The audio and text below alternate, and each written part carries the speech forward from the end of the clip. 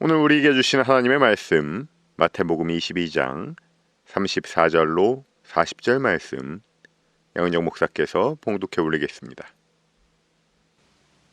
바리새파 사람들이 예수가 사두개파 사람들의 말문을 막아버리셨다는 소문을 듣고 한자리에 모였다.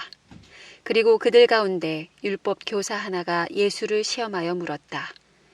선생님, 율법 가운데 어느 계명이 중요합니까? 예수께서 그에게 말씀하셨다. 내 마음을 다하고 내 목숨을 다하고 내 뜻을 다하여 주 너희 하나님을 사랑하여라 하였으니 이것이 가장 중요하고 으뜸 가는 계명이다. 둘째 계명도 이것과 같은데 내 이웃을 내 몸과 같이 사랑하여라 한 것이다. 이 두 계명에 온 율법과 예언서의 본 뜻이 달려 있다. 주님의 말씀입니다. 하나님께 감사드립니다. 할렐루야.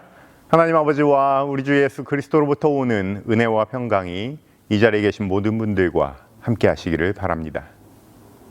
여러분, 임종의 순간에 하나님을 만난다면 무슨 말씀을 하고 싶으십니까? 소풍 잘 다녀왔습니다. 재밌었습니다. 제게 맡겨진 사명 잘 감당하고 돌아왔는지 모르겠네요. 이렇게 말씀드릴 수도 있을 거예요. 어쩌면 하루만 더 살면 안 될까요? 이렇게 아이처럼 고백하는 게 더 솔직할지 모르겠습니다. 하루치 생명이 연장된다면 무엇을 하고 싶은지 여러분 한번 상상해 보시면서 이 짧은 이야기를 들어보시기 바랍니다. 어떤 연극에서 아이가 하나님을 만납니다. 하나님, 하루만 더 살게 해주세요. 부탁을 합니다. 하나님이 그래, 하루만 더 있다 보자 하고 허락을 해주세요. 가족들이 어땠겠어요? 죽은 줄로만 알았던 우리 아기가 하루 더 살 수 있다니 이게 꿈이냐 생시냐 하면서 기뻐합니다. 아버지는 집 주변을 청소하고 마을 사람들을 초청합니다. 어머니는 맛있는 잔치 음식을 준비합니다. 형제들은 이리저리 뛰어다니면서 심부름에 분주합니다. 그랬더니 그 아이가 이렇게 말합니다. 같이 있고 싶어요. 뭐라고? 바빠서 못 들었는데 다시 한번 말해줄래? 이번에는 모두가 하던 일을 멈추고 아이의 말에 귀를 기울입니다. 같이 있고 싶어요. 나를 도와주세요. 가족들은 아이를 위해서 뭔가 한다고 열심인데 정작 그 아이가 바라는 것은 뭡니까? 그저 얼굴을 마주하고 손을 잡는 거예요. 여러분도 만일 하루가 더 주어지면 무엇을 하고 싶으신지 정해 보셨습니까? 우리는 종종 누군가를 위해 뭔가를 합니다. 사랑해서 뭔가를 한다고 하는데 그것이 정말 그 사람을 위한 것인지 아니면 내가 생각했을 때 이게 우선이다 라고 생각해서 하는 일인지 짚어볼 일입니다. 그리스도교는 사랑의 종교입니다.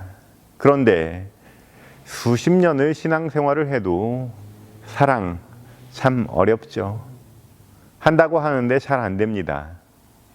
오늘은 예수께서 성전에 올라 나눴던 마지막 말씀, 사랑에 대한 예수의 가르침을 함께 살펴보고자 합니다. 오늘 바리새인들과 예수는 마지막 만남을 갖습니다. 예루살렘에 올라와서 예수께서는 수많은 만남을 가졌어요. 성전을 놀이터 삼아서 배회하고 있던, 하나님 나라를 망치고 있던 그 권력자들과 일전을 벌이시던 참으로 길었던 그 화요일이 지나고 있습니다.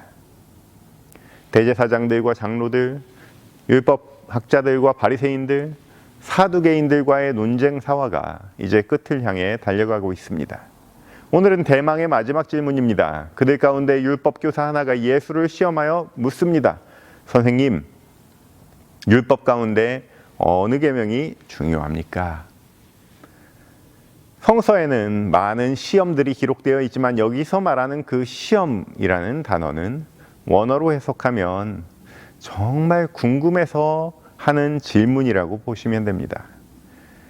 여전히 이 사람들은 예수를 궁지에 몰아넣고 싶어하는 마음이 있죠. 그렇지만 그럴 지혜도 그럴 힘도 다 써버렸습니다. 진이 다 빠진 상태에서 조금 이렇게 올라오는 그런 배우고자 하는 마음으로 드리는 질문이에요. 예수님의 대답은 우리가 너무나 잘 아는 대답이죠. 내 마음을 다하고 내 목숨을 다하고 내 뜻을 다하여 주 너의 하나님을 사랑하여라. 우리말의 아쉬움인데 예수님 당시 언어를 비롯해서 대부분 라틴계 언어에서 강조하는 것은 사랑이에요. 말씀하신 순서대로 읽어보면 어떻습니까? 사랑하라. 주 너의 하나님을. 어떻게? 내 마음과 목숨과 뜻을 다해서. 여기서 사랑이라는 것은 어떤 사랑입니까? 우리가 잘 아는 아가페의 사랑입니다. 어떤 조건도 허락하지 않는 전적인 사랑입니다. 그 사랑을 하려면 말 그대로 어떤 조건도 없이 전심을 다해 사랑해야 되는 거예요. 내가 해봐서 아는데, 내가 좀 알아봤는데, 이렇게 조금씩 내 자존심을 여기저기에 보일 듯 안 보일 듯 세워놔서 뭐 하겠습니까? 그냥 다 죽이고 있는 그대로 사랑하는 겁니다. 다시 짚어보면 우리가 마음이 있어도 목숨이 있어도 지혜가 있어도 그것을 총 동원해서 사랑하는 것이 아니라 아예 그것들이 없었던 것처럼 사랑하라는 거예요. 여러분 어떻습니까? 마음은 가지각색이죠. 우리 평생의 지혜는 이 머릿속에 꽉 차 있죠. 그런 것들로 판단하지 않겠다. 내 목숨조차 없는 것처럼 사랑하겠다라는 순명의 자세로 사랑하라는 메시지입니다. 누구를 사랑합니까? 바로 하나님을 사랑하라. 보이지 않는 하나님을 구별해서 사랑하라는 말이에요. 우리 눈에 보이는 이 세계의 물질과 현상과 수많은 우상 중에 하나를 사랑하라는 게 아니라 우리 자신을 이 세상에 있게 한 궁극적인 실제로서 창조자이신 하나님을 있는 그대로 사랑하라는 말입니다. 이것이 가장 으뜸가는 계명이고 둘째 계명도 이와 같다고 말씀하십니다. 내 이웃을 내 몸과 같이 사랑하라. 여러분 어린아이들을 보면 네 것과 내 것이 없죠. 소유의 개념이 생기기 전까지는 세상 모든 만물과 대지가 다 내 것이죠. 그것이 곧 또 우리의 것이기도 해요. 내 것이기도 하지만 내 친구의 것, 우리 언니의 것, 내 동생의 것이기도 해요. 우리가 이제 청년이 되고 어른이 되기 시작하면서 생기는 마음이 뭡니까? 네 것도 내 것이고 내 것도 내 것이다 라는 마음으로 마음을 강하게 먹고 이 거친 세상을 향해서 첫 발을 내디뎌요. 그렇게 완악한 마음을 품지 않으면 다 뺏기는 게 우리가 살아가는 자본주의 세상이기 때문입니다. 비즈니스를 하시는 분들이 그래요. 경지에 오르신 분들은 비즈니스도 멋지게 합니다. 손님을 내 가족이라고 생각하고 진심으로 생각하지 않으면 손님들이 먼저 느낀다는 거예요. 그런데 경지에 다 오를 수는 없죠. 경지에 오르지 못하면 어떻습니까? 누구든지 적으로 보이죠. 저 손님들은 물건을 훔치는 적이고 이웃 업체는 우리 손님 뺏어가는 적으로 보이고 대통령을 잘못 뽑으면 경제 망치는 적으로 보이고 저희 교회에서 이번에 협동조합에서 완도, 김, 영양고춧가루 이렇게 판매를 했는데 많은 분들의 수고와 헌신이 있었습니다. 우리 교회도 규모가 작지만 제가 생각했을 때는 너무 많이 사신다고 생각될 정도로 십시일반 전부 함께 동참해 주셨어요. 이런 협동조합이 좋은 일 하니까 도와주시는 건데 그 이전의 협동조합의 기본 정신이 상생이라는 점을 알아두셨으면 합니다. 무조건 싸게 떼어와서 싸게 팔면 잠깐은 좋지만 지속적으로 좋은 물건을 댈 수가 없는 거잖아요. 파는 사람도 사는 사람도 모두 웃음 짓는 일이 가능했으면 하는 게 협동조합의 목적입니다. 남는 게 있으면 한 사람 호주머니로 안 들어가고 어려운 이웃을 위해서 쓰이는 거고요. 우리가 남이가라는 말이 오늘날 현실이 되고 있습니다. 나만 잘 살면 된다는 방식으로는 기후위기와 환경문제, 산업문제를 해결하기가 어렵습니다. 결국 우리는 이렇게 연결되어 있는데 일단 먹고 살기 바쁘다고 외면할 문제는 아니죠. 타자를 남이 아닌 나로 볼 수 있는 세상, 그것이 일단 이 세상 가운데서는 우리가 잘 알듯이 북유럽 선진국들이고 또 영적으로 더 깊어지면 하나님의 나라가 되는 것입니다. 그리고 예수께서 이어서 말씀하십니다. 이 두 계명에 온 율법과 예언서의 본뜻이 달려있다. 이렇게 오늘 말씀이 마무리가 되는데요. 율법이 613가지가 있었습니다. 613가지의 율법들이 서로 막 복잡하게 얽혀 있어서 서로 충돌하는 일이 많아졌었어요. 당시의 율법학자들은 이것을 누구도 속 시원하게 체계적으로 정리할 수가 없었습니다. 그래서 율법학자들이 많아진 거예요. 중요한 순서대로 위에서부터 번호순으로 정렬해 놨으면 이 직업 자체가 없어지잖아요. 율법학자들은 랍비들의 문의에 그때그때 대답을 했습니다. 그러니까 완전 엉클어지는 거죠. 그때그때 다 다른 법의 적용이 있었던 겁니다. 나중에는 율법을 해석하는 경향들이 크게 두 무리로 나누어졌는데 온건파, 강경파 이런 정파도 생겼습니다. 그래도 랍비들은 율법학자들에게 물어보기라도 하면 되는데 율법학자들은 더 이상 물어볼 데가 없잖아요. 답답하기도 한 마음으로 오늘 예수님께 여쭌 것입니다. 예수께서는 신명기에 나오는 하나님을 사랑하라 라는 말씀과 레위기에 나오는 이웃을 사랑하라 라는 말씀을 성서 그대로 전해서 주셨습니다. 이 두 가지가 각각 다른 게 아니라 하나라는 것을 말씀하심으로써 이 둘을 이어주신 분이세요. 율법을 폐하러 온 자가 아니라 완성하러 온 자임을 증명하신 것입니다. 하나님의 백성으로서 지켜야 할 모든 것들을 한데 모아보니 결국은 사랑이라는 형상으로 완성된다는 것을 말씀하고 계시는 것입니다.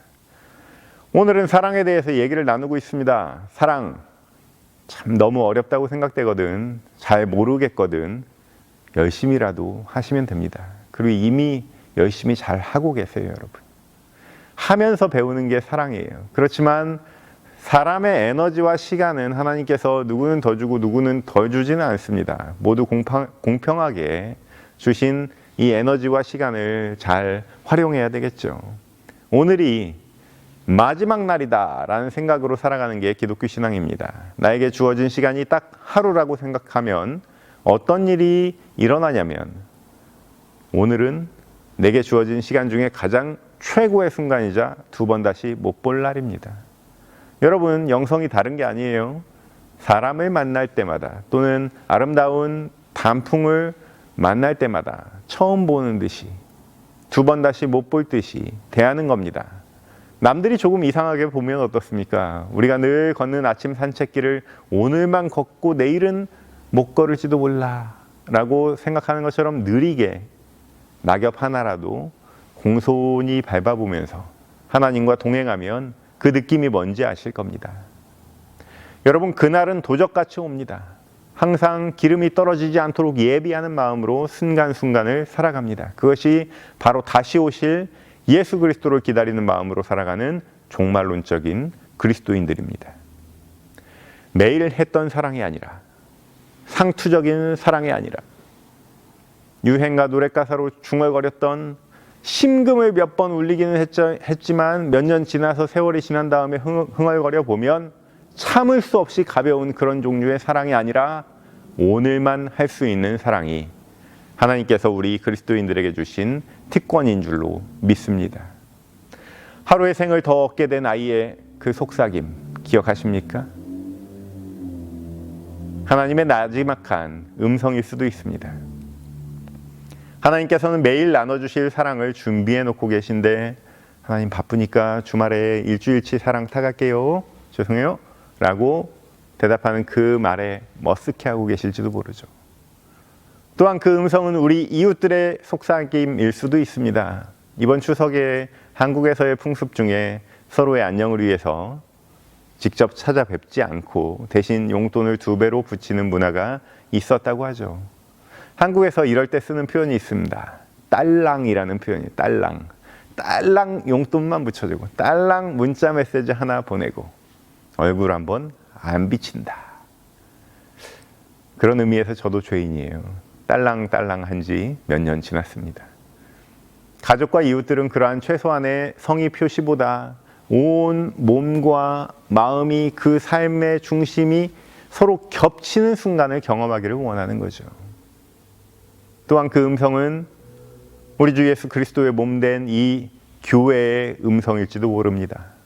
코로나19가 터지고 나서 교회들은 비상이 걸렸습니다. 용수철처럼 탄성을 가지고 코로나가 저물어들 때쯤 지금쯤 탁 회복해야 되는데 여전히 30-40%밖에 회복이 안 됐어요. 벌써 미국은 코로나가 저물기는커녕 세컨 웨이브를 앞두고 있고 11월에 정점을 찍을 거라고 하니까 어쩌면 회복을 기대했던 그 용수철은 이미 녹슬어서 사용을 못할지도 모르겠습니다. 예수께서 새 가족의 모습으로 변장해서 오늘날 우리들의 교회에 온다면 기가 막히실 것입니다.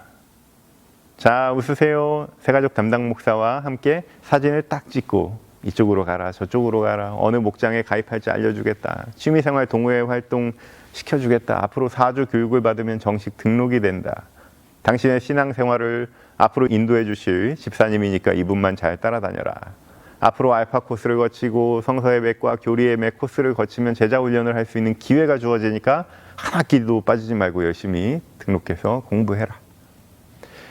여러분, 하루치 삶을 더 연장받은 아이의 눈으로 본 가족들의 모습은 저리 가라 아닙니까? 뭐가 그리 복잡하고 정신없을까요? 오늘날 우리 모두가 키워낸 형상입니다. 그 안에 하나님을 향한 순명은 어디 있으며 예수 그리스도의 복음을 품고 살아가고자 다짐하게 하는 울림은 어디에 있습니까? 고요함과 신앙의 뿌리 내림은 어디서 만날 수 있습니까? 가을이 무르익고 있습니다. 떨어져 버린 낙엽이지만 그것의 실체가 사라져 버린다고 생각하는 사람은 아무도 없습니다. 서로 연결되어 있었고 또 봄의 걸음으로 연결될 것입니다. 깊이 뿌리 내린 나무가 봄에 새싹을 내는 기운으로 승화될 것입니다. 우리 이웃들은 마치 이 나무의 잎과 같은 거예요. 서로 연결되어 있고 따로 또 같이 있습니다.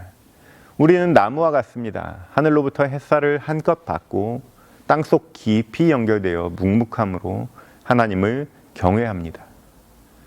세상에 비할 데 없는 아가페의 사랑의 맛, 그것은 의외로 고요함과 깊음 가운데 발견할 수 있는 줄로 믿습니다. 모든 지각에 뛰어난 하나님의 평강이 그리스도 예수 안에서 너희 마음과 생각을 지키시리라. 아멘.